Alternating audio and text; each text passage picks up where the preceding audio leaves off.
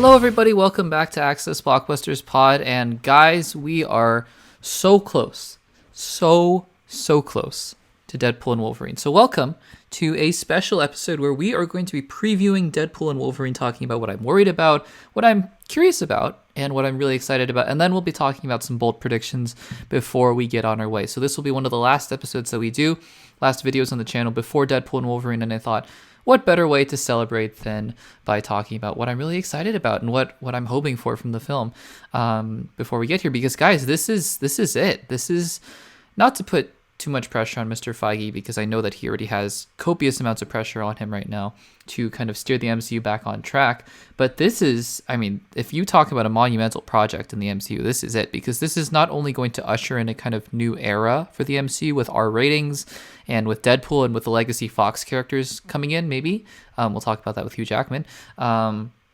It's important because we need to get back on track, right? The last MCU film, The Marvels, I think barely made $200 million, $300 million. And so it's important. It's really important as we kind of head into a new era under the Kevin Feige, I guess, again, under the Kevin Feige quality control regime, where he is no longer being forced to just put out Disney Plus shows for the sake of putting out Disney Plus shows. So I'm really excited. It's Deadpool, it's Wolverine. I hope you guys are as well. Leave your thoughts in the comments down below, what you guys are the most excited about and what you guys are hoping for in Deadpool and Wolverine. And yeah, let's get into it. Before we get into it, though, if you're listening on Spotify or on YouTube, thank you so much, first of all. Really appreciate it. Really appreciate all of you guys that are tuning into the podcasts. Again, this is another pre-recorded episode before Deadpool and Wolverine comes out, and I'll be back in time for Deadpool and Wolverine to come out, and then we'll be doing a kind of debrief and an open a spoiler discussion, and we'd be kind of talking about the film after it comes out. But guys, if you haven't subscribed to the Access Blockbusters YouTube channel, if you guys are listening on YouTube, or even if you guys are listening on the podcast feed, just hop on over to YouTube. Make sure to subscribe to the Access Blockbusters YouTube channel. That's where we'll be posting all these podcast episodes, as well as new edited YouTube videos as well. Got some exciting plans coming up, so stay tuned for that. And yeah, guys, without further ado, let's get into it. So like I said, just 4 quick categories here. This won't be too long of a podcast episode, but I wanted to talk about things that I am excited about for Deadpool and Wolverine. Actually, no, well, let's go in order. So I wanted to talk about first, just to get all of the kind of going from worst to best, just to get things out of the way. I wanted to talk about first what I'm worried about for Deadpool and Wolverine, because I think that there are a couple things here that with any film, you're kind of worried about certain things and hoping that they meet expectations and whatnot.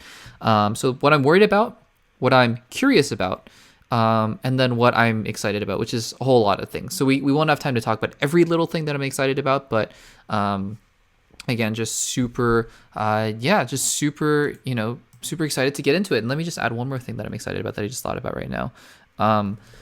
Again, there's just so much. The more that I think about it, the more that I'm gonna have things to talk about. So let's just, before this gets into like a 3-hour discussion, let's jump right in.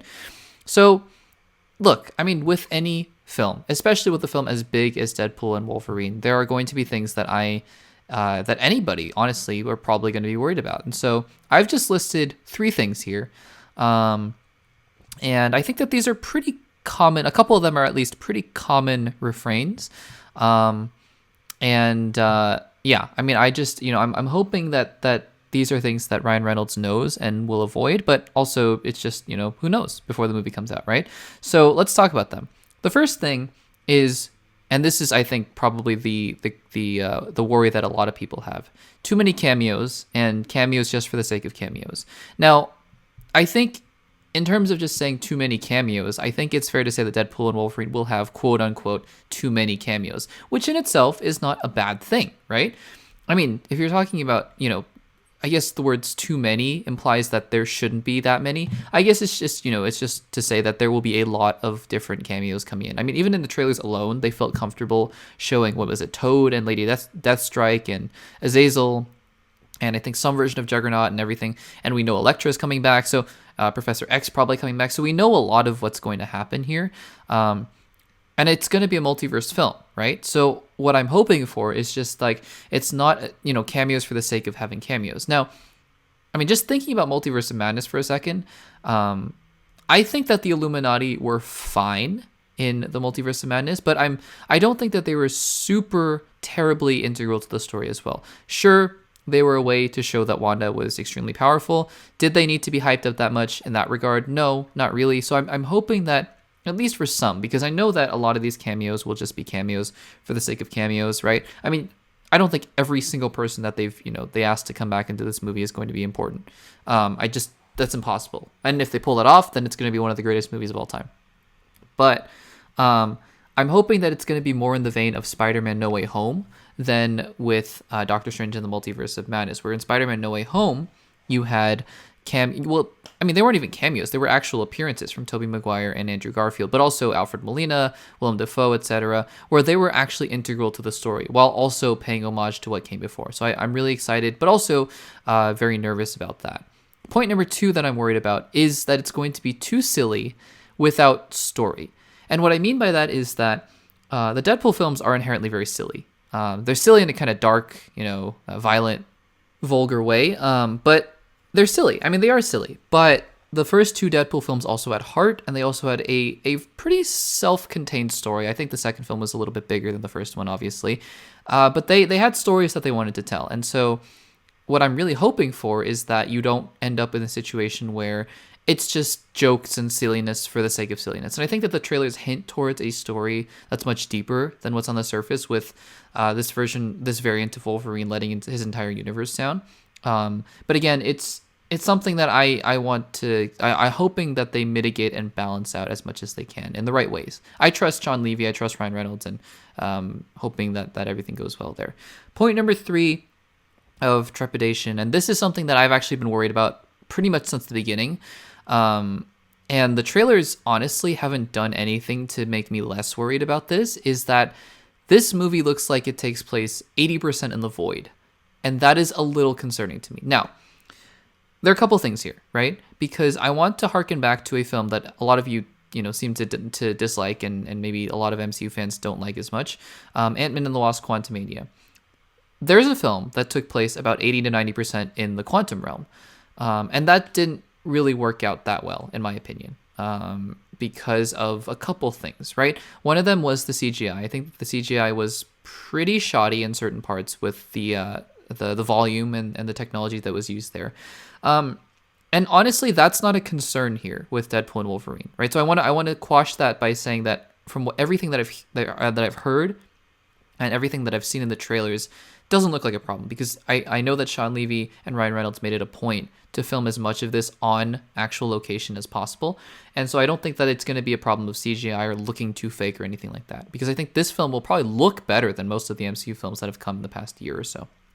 But what I am worried about carrying over from Quantumania is that this is going to kind of be too samey and stale in terms of setting. I'm sure the story will be fun, and I'm sure that everything, the adventure and the buddy cop and everything will be fine. I just worry about the fact that this takes place in the void, which is not inherently the most interesting location. And from the trailers, it looks like a bunch of this film takes place in a wasteland. That kind of makes me a little bit worried, right? It's not like the first 2 Deadpool films took place in, really jaw-dropping landscapes, or, it wasn't like a, I don't know, Black Panther kind of situation where your jaw was on the floor and everything. The first Deadpool film kind of took place on a highway for half of it, so it's not really that in particular.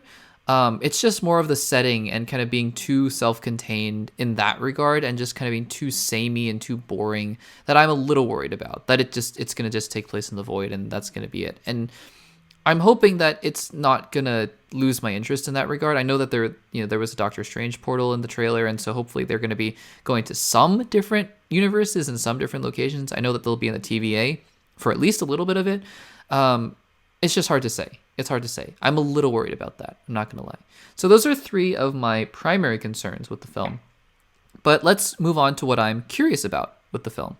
And the first of which is Cassandra Nova. Because to me, this is a very interesting and unique pick for a villain for a Deadpool and Wolverine film. This is a character in the comics who is probably one of the most sadistic and evil characters out there. And on top of that, her powers are next to none.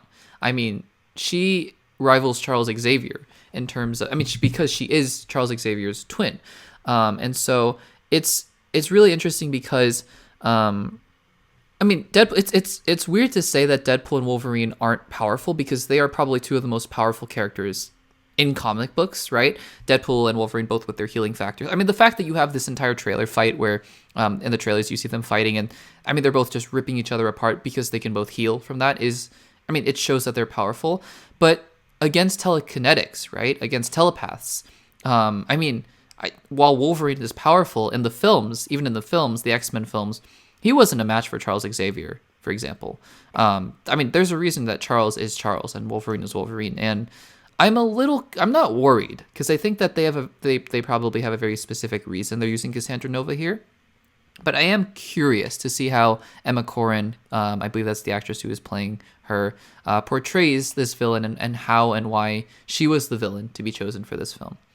The second bit of curiosity I have are the variants of Deadpool and Wolverine. I'm curious to see what the reasoning is behind picking certain variants of Deadpool and Wolverine. I know we've seen in set pictures a samurai kind of version of Deadpool. Lady Deadpool seems like she's going to be in here. Dogpool seems like he's actually going to be a big part of this film, which is fun. I think that in itself is fun. I've heard rumors of Patch, a variant of Wolverine that we're going to see, as well as I'm sure we're going to see different X-Men variants of these characters as well, like probably some of the earlier versions of Hugh Jackman's Wolverine, maybe even the Logan version. I hope not, for the sake of just keeping that on its own. But I'm curious to see how which versions of Deadpool and Wolverine we're following, as well as just the Hugh Jackman version of Wolverine we're following in this film, because it's clearly not the Fox version of Wolverine. That version died in Logan. Spoilers for one of the best X-Men films I think ever made, best comic book movies ever made. And so I'm just curious to see why this is the Wolverine in particular that we're going to be following in the film. Third bit of curiosity here is how Deadpool as a character, but also maybe as a story, but mostly as a character, can integrate into the MCU. Because unless this is just a complete one-off, and I find that very hard to believe, honestly, I think that Deadpool will be around, at least for the transition into the X-Men and the mutants, because obviously he is an X-Man / mutant. I'm curious to see how, I don't know, by the end of the movie, because the TVA is the TVA, right? It's one thing to show images of the MCU on those TV screens or whatever. That's one thing. But it's another thing entirely to see how Deadpool, and his R rating, by the way, can integrate into the rest of the MCU. We may not even get a glimpse of this at all in this film, and we'll talk about actually one of my predictions later for the ending of this movie. But, I just want to kind of see if there are ways in for Deadpool in Secret Wars or in Avengers 5 to see how and why he'll integrate into the rest of the MCU. So there's that. Now, let's talk about what I'm excited about. And there's so many things. I've boiled it down to 5. I think these 5 encapsulate a lot of other subpoints that we could spend hours talking about. I don't want to make this podcast too long. But number 1 on my list by a mile, and one of the reasons why I think this is going to be so special, is Hugh Jackman coming back as Wolverine.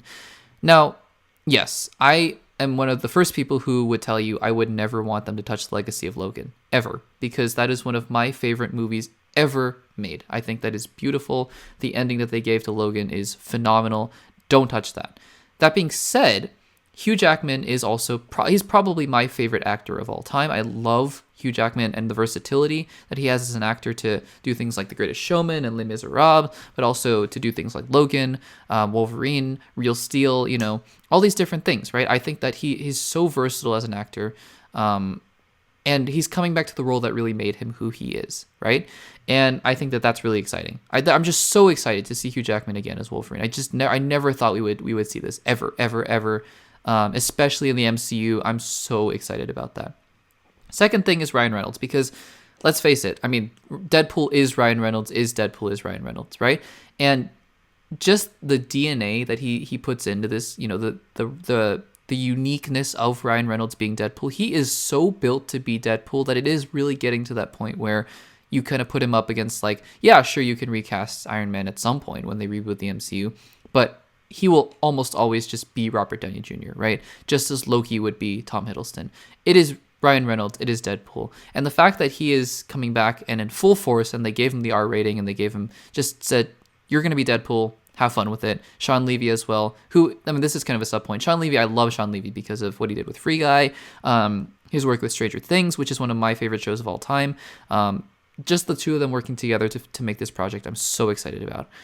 The third thing that I'm excited about is the fact that it is tying together into the MCU continuity in the way that of the TVA, of the multiverse, they're being self-referential with the MCU, with Secret Wars.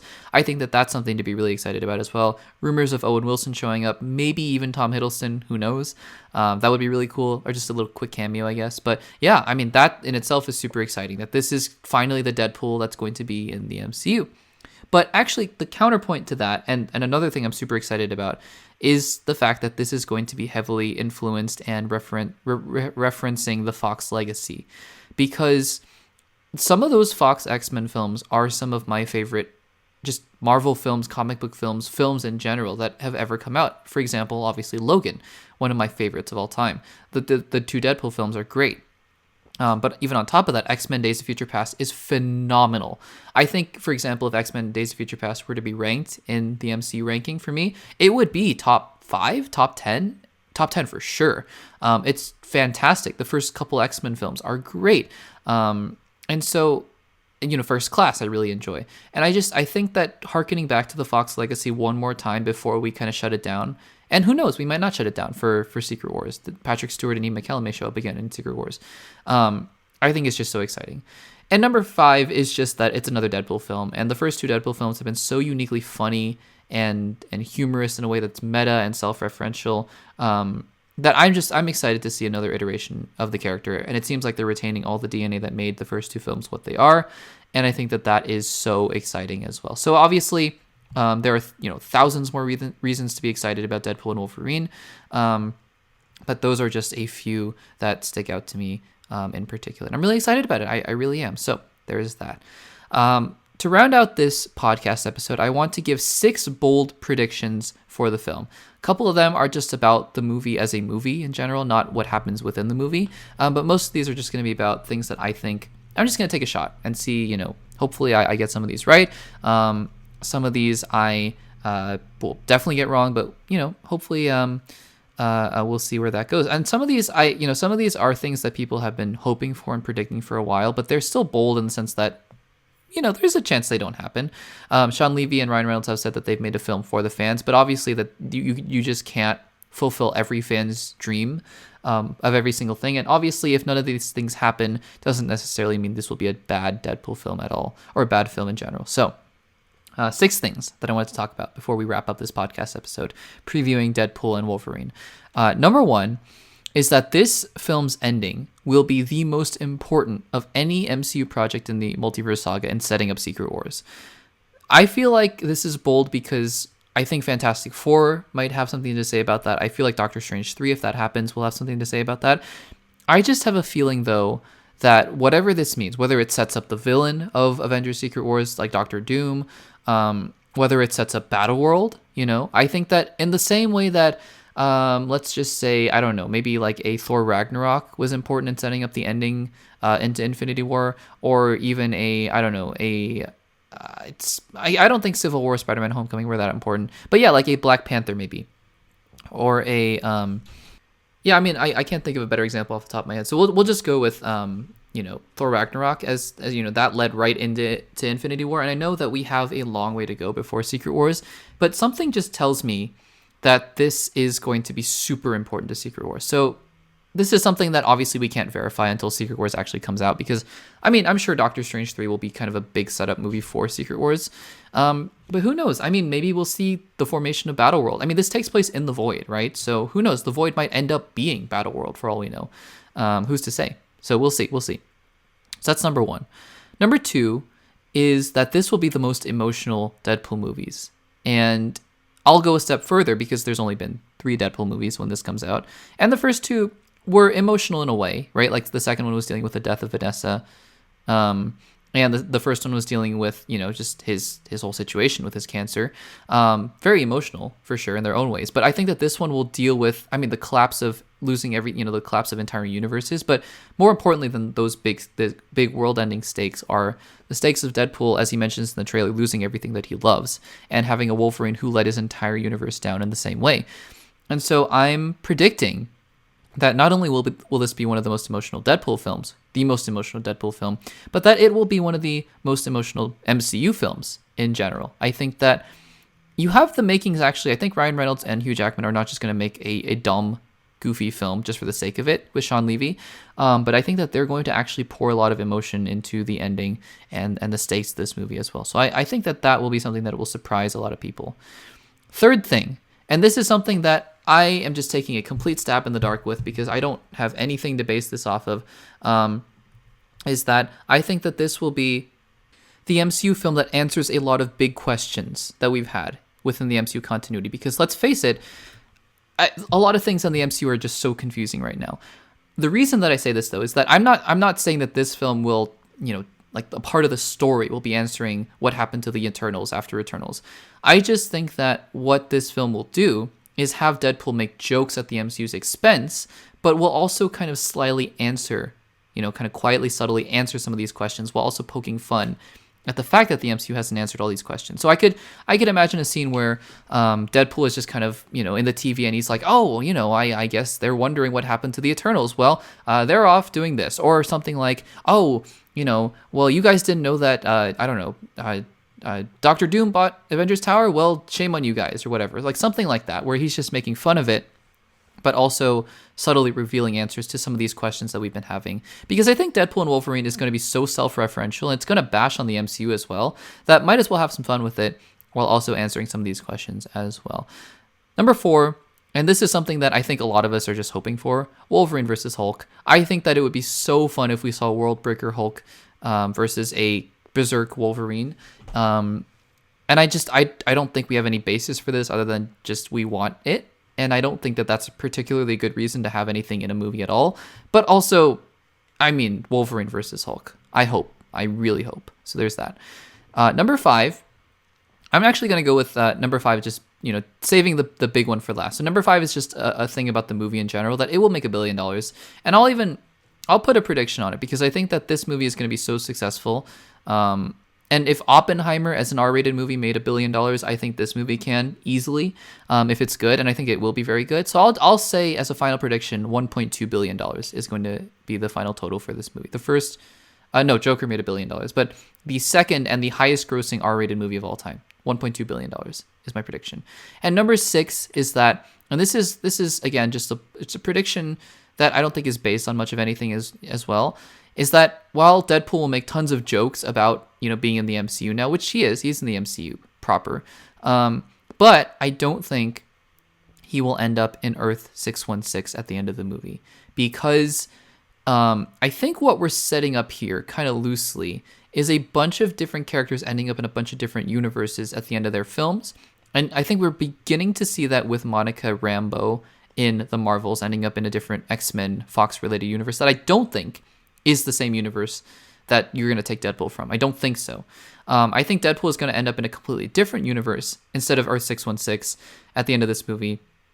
So there's going to be this big joke about how he finally made it to the MCU, but he actually didn't make it to the MCU, really. And then we're going to see him in a different universe, and we'll eventually see him back in time for Avengers 5 or Secret Wars. That is my prediction for the ending of the film. I don't have anything to base that off of. I just think I have a gut feeling that that's kind of the direction that they're going with. And guys, that is the preview for Deadpool and Wolverine. I am so excited for this film. I think that it's going to crush. I think it's going to be one of the most rewatchable MCU films. It's going to be amazing. I have all the confidence in the world behind this, in this team that's putting it together. And I just think that with everything going on in the MCU, that this is going to be the win that they really need to kind of head forward into Captain America 4 and Thunderbolts and the Fantastic Four. So guys, let me know in the comments down below what you're most excited about with Deadpool and Wolverine. Again, make sure to subscribe to the Access Blockbusters YouTube channel, because next week we'll be coming back with the Deadpool and Wolverine review and spoiler discussion and debrief, and talking about what it means for the MCU moving forward, the best parts, some crazy things that happen in the film. We'll be talking about that all next week as well. In the meantime, guys, look out for a prompt where I'll be talking about, I'll be asking for some questions and for you guys to submit some of your, thoughts on the film and just doing a kind of a Q&A part at the end of next week's episode as well. And in the meantime, guys, thank you guys so much for listening to this episode of the Access Blockbusters Pod, and I will see you guys in the next one.